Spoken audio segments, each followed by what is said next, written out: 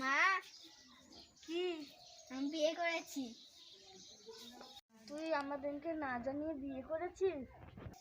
একবার আমাদের কথা ভাবলি না? তোর বাবার কত স্বপ্ন, তোর বিয়ে আমরা আমাদের মতন করে দিতাম। কিন্তু মা, আমি বিটুকে 5 বছর ধরে ভালোবাসি, তাই আমি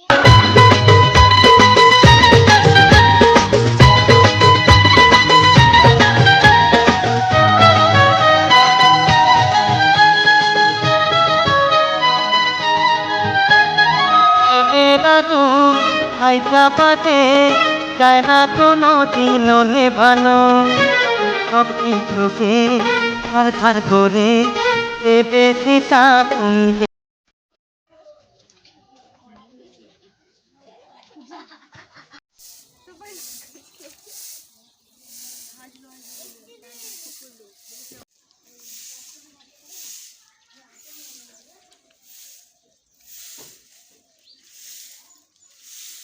মা, আপনি কষ্ট করে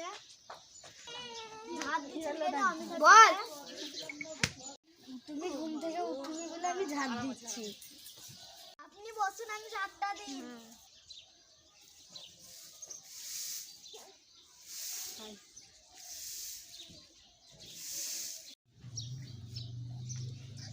এলেন মা, চা খান।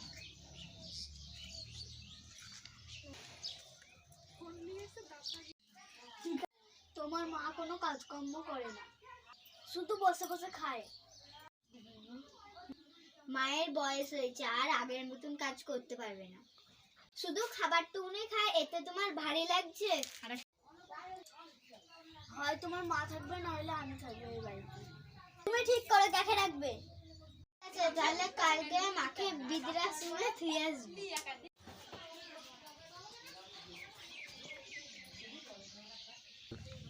মা, তুমি ব্যাগ গুছিয়ে রেখো।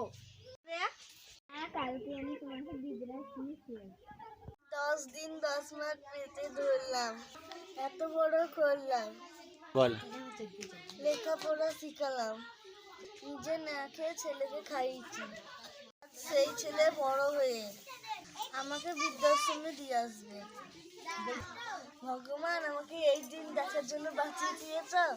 10 মাস 10 দিন গর্ভে ধরে, 10 মাস 10 দিন গর্ভে ধরে।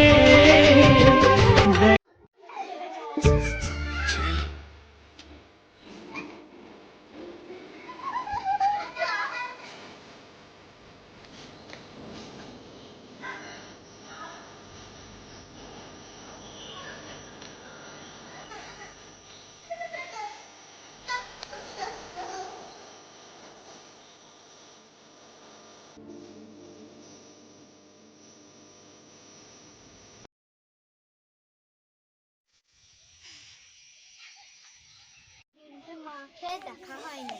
চলো আজকে যাই। হ্যাঁ, চলো।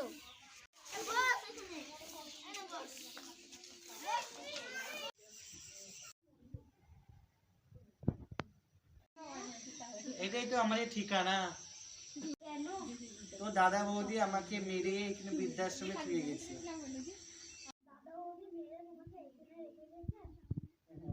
যেরকম কর্ম যেরকম ফল। আমাদের ভুল হয়েছে, আমাদের ক্ষমা করে দিন।